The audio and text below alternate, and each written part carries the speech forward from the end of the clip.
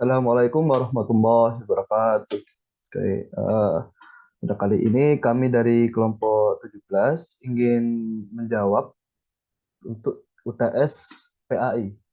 Dimulai dari saya untuk menjawab nomor satu. Perkenalkan, saya Roman Selbar Mandala dengan NIM akhir 057. Dari nomor 1A yaitu sebutkan dalil tentang jujur dan amanah beserta artinya. Mulai dari dalil jujur yaitu Bismillahirrahmanirrahim. Ya ayyuhalladzina amanu taqullaha wa kunu ma'as shadiqin. Yang berarti, hai orang-orang yang beriman, bertakwalah kepada Allah dan hendaklah kamu bersama orang-orang yang jujur. Surat At-Taubah ayat 119. Adapun ayat tentang amanah, Bismillahirrahmanirrahim. Innallaha ya'murukum an tu'addul amanati ila ahliha wa idza hakamtum bainan nasi an tahkumu bil adl. Innallaha ni'ma ya'idukum bih. Innallaha kana sami'an basira.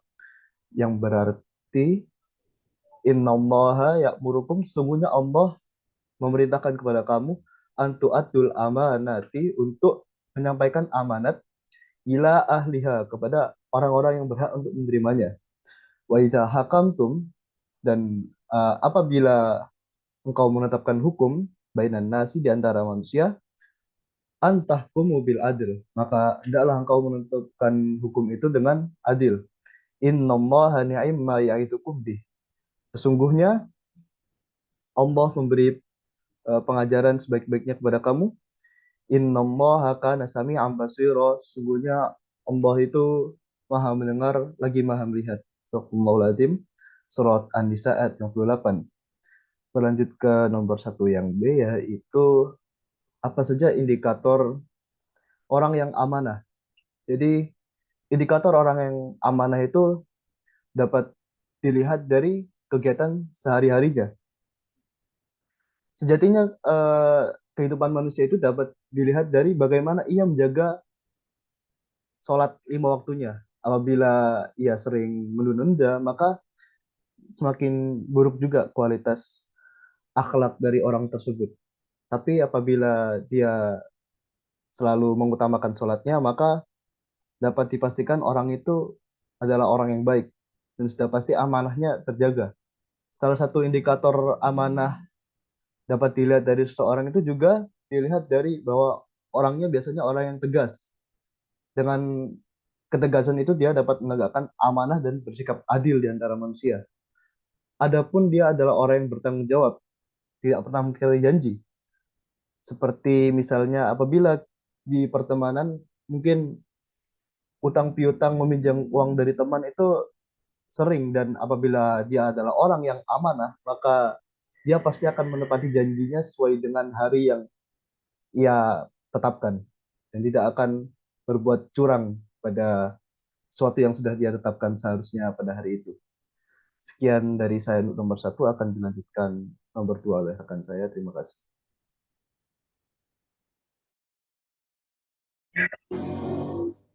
Baik, di sini saya akan melanjutkan soal nomor 2, yaitu pertanyaannya, salah satu pilar supremasi hukum adalah keadilan.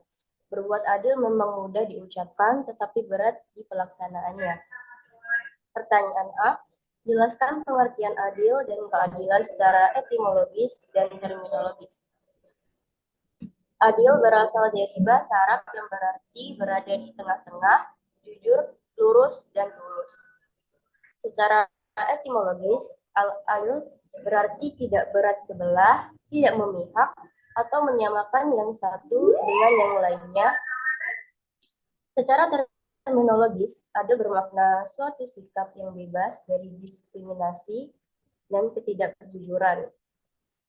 Kemudian, arti keadilan secara etimologis yaitu kata keadilan berasal dari bahasa Arab al-adl yang berarti keadaan yang terdapat dalam jiwa seseorang yang membuatnya menjadi lurus.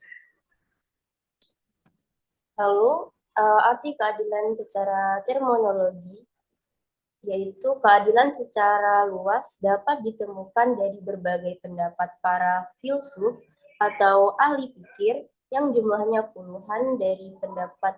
Dari pendapat itu, antara pendapat yang satu dengan yang lainnya berbeda. Walaupun demikian, berbagai pendapat itu hakikatnya memiliki kesamaan. Menurut Ibnu Taimiyah, keadilan adalah memberikan sesuatu kepada setiap anggota masyarakat sesuai dengan haknya yang harus diperolehnya tanpa diminta, tidak berat sebelah atau tidak memihak kepada salah satu pihak, mengetahui hak dan kewajiban, mengerti mana yang benar dan mana yang salah, bertindak jujur dan tetap menurut peraturan yang telah ditetapkan. Pertanyaan nomor pertanyaan yang B, bacalah satu ayat Al-Quran surat Al-Ma'idah ayat 8 dengan tartil, kemudian terjemahkan ke dalam bahasa Indonesia. A'udzubillahi minasyaitonirrajim. Bismillahirrahmanirrahim.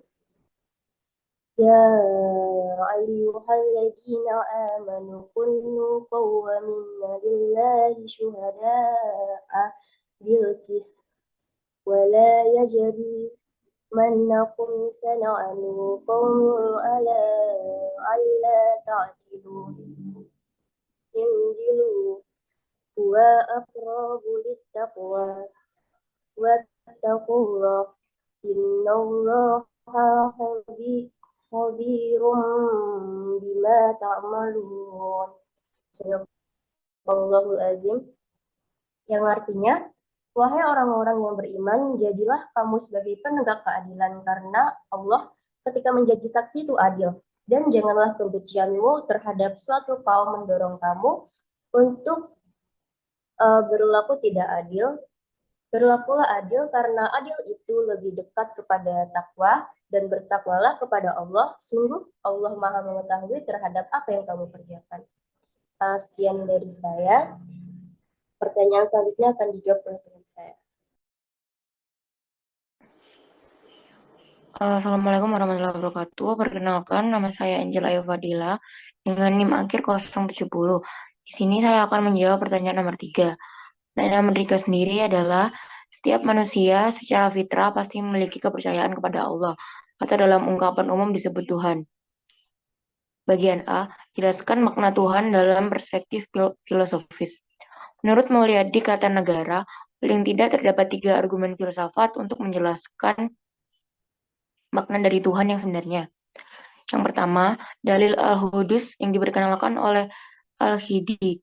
Wujud Tuhan dapat diamati dari keberadaan alam semesta sebagai makromos, yang tidak mungkin mengalami sebuah keteraturan hukum bila tidak ada pengatur yang disebut dengan Tuhan. Dari keempat premis tadi, dapat diketahui bahwa argumen ini lebih menitikberatkan pada temporalitas dan penciptaan agama semesta oleh Sang Pencipta yang Maha Esa. Yang kedua, dalil al-imkan yang diperkenalkan oleh Ibnu Kan. Dalil wajib al-wujud, Tuhan adalah wajib al-wujud, yaitu wujud niscaya. Sedangkan selainnya, yaitu alam, dipandang sebagai mukmin al-wujud, yaitu wujud yang mungkin. Namun yang dimaksud wajib al-wujud di sini adalah wujud yang ada dengan sebenarnya atau wujud yang senantiasa aktual. Dengan demikian, Allah adalah wujud yang senantiasa ada dengan sendirinya dan tidak membutuhkan sesuatu pihak manapun untuk mengaktualkannya. Yang ketiga, dalil al-inayah yang diperkenalkan oleh Ibnu Rushd, bahwa fasilitas yang dibuat untuk kenyamanan dan kebahagiaan manusia, dibuat untuk kepentingan manusia, akan menjadi bukti adanya rahmat Tuhan. Bagian B, jelaskan makna Tuhan dalam perspektif teologis. Dalam perspektif teologis, masalah ketuhanan, kebenaran, dan keberagamaan harus dicarikan penjelasannya dari sesuatu yang dianggap sakral dan dikultuskan karena dimulai dari atas, yaitu dari Tuhan sendiri melalui wahyunya. Artinya, kesadaran tentang Tuhan, baik buruknya, cara beragama, hanya bisa diterima kalau berasal dari Tuhan sendiri. Tuhan memperkenalkan dirinya, konsep baik, buruk, dan cara beragama kepada manusia melalui berbagai pernyataan baik yang dikenal sebagai pernyataan umum, sebagai penciptaan alam semesta, pemeliharaan alam, penciptaan semua makhluk, maupun pernyataan khusus, seperti yang kita kenal melalui firman-Nya dalam kitab suci. Disimpulkan bahwa pengetahuan tentang Tuhan, baik buruknya, dan cara beragama dalam perspektif teologis tidak terjadi atas prakarsa manusia, tetapi terjadi atas dasar wahyu dari atas. Tanpa inisiatif Tuhan melalui wahyunya, manusia tidak akan mampu menjadi makhluk yang bertuhan dan beribadah kepadanya. Sekian dari saya. Pertanyaan selanjutnya akan dilanjutkan oleh rekan saya. Assalamualaikum warahmatullahi wabarakatuh. Perkenalkan, nama saya Adinda Wiwawani dengan akhiran NIM 037. Di sini saya akan menjawab pertanyaan nomor 4. Akidah atau keimanan yang mantap pada diri seseorang akan melahirkan perilaku atau akhlak yang juga dikenal dengan sebutan etika dan moral. Pertanyaan yang A, jelaskan perbedaan dan persamaan antara akhlak, etika, dan moral. Etika sendiri adalah suatu ilmu yang mengkaji tentang persoalan baik dan buruk berdasarkan akal pikiran manusia. Dan sedangkan moral adalah suatu hal yang berkenan dengan baik dan buruk dengan ukuran tradisi dan budaya yang dimiliki seseorang atau sekelompok orang. Berbeda dengan etika dan moral, akhlak adalah bagian yang membicarakan masalah baik dan buruk dengan ukuran wahyu atau Al-Quran dan hadis. Nah, di sini perbedaannya yaitu kalau akhlak lebih bersifat transendental karena berasal dan bersumber dari Allah.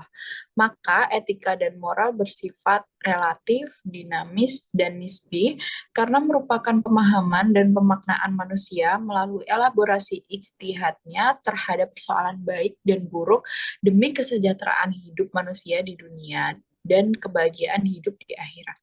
Berdasarkan perbedaan sumber ini, maka etika dan moral senantiasa bersifat dinamis, berubah-ubah sesuai dengan perkembangan kondisi, situasi, dan tuntutan manusia.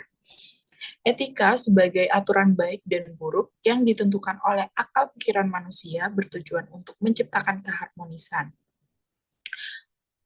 Begitu juga moral, sebagian aturan baik buruk yang didasarkan kepada tradisi, adat budaya yang dianut oleh sekelompok masyarakat juga bertujuan untuk terciptanya keselarasan hidup manusia.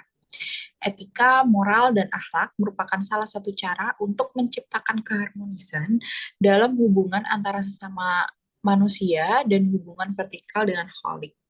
Lalu di sini persamaannya, akhlak, etika, dan moral secara konseptual memiliki makna yang berbeda, namun pada aras praktis memiliki prinsip-prinsip yang sama, yakni sama-sama berkaitan dengan nilai perbuatan manusia.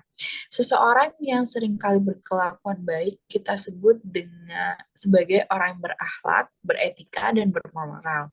Sebaliknya, orang yang perilakunya buruk disebut orang yang tidak berakhlak, tidak bermoral, dan tidak tahu etika.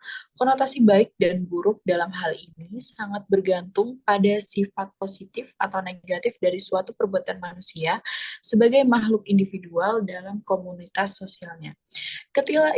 Ketiga istilah tersebut sama-sama mengacu pada perbuatan manusia yang selanjutnya ia diberikan kebebasan untuk menentukan apakah mau memilih jalan yang bernilai baik atau buruk, benar atau salah berdasarkan keputusannya masing-masing.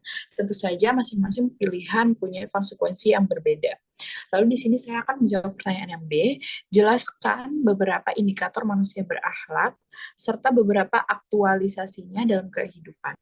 Nah, hati yang bersih dan sehat merupakan indikator orang yang berakhlak dan beriman. Hal ini sesuai dengan apa yang diisyaratkan oleh Al-Ghazali bahwa indikator manusia berakhlak, husnu al-khuluq, adalah tertanamnya iman dalam hatinya. Dan sebaliknya, manusia yang tidak berakhlak, su'al khuluq, adalah manusia yang ada nifak dalam hatinya. Nah, nifak sendiri adalah sikap mendua terhadap Tuhan. Tidak ada rasa kesesuaian antara hati dan perbuatan.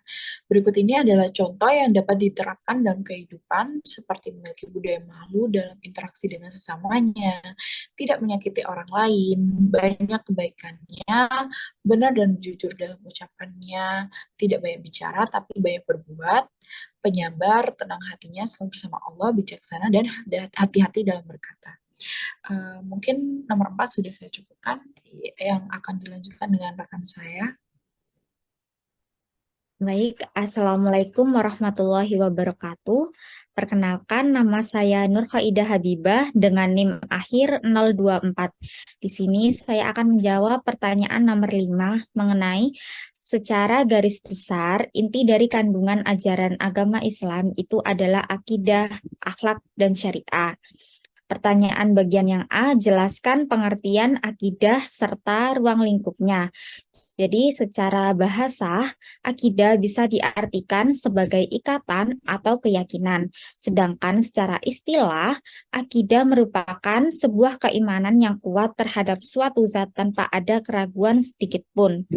Akidah Islam meliputi semua rukun iman, yaitu iman kepada Allah, malaikat, kitab, Rasul, hari kiamat, serta iman kepada kodok dan kodar.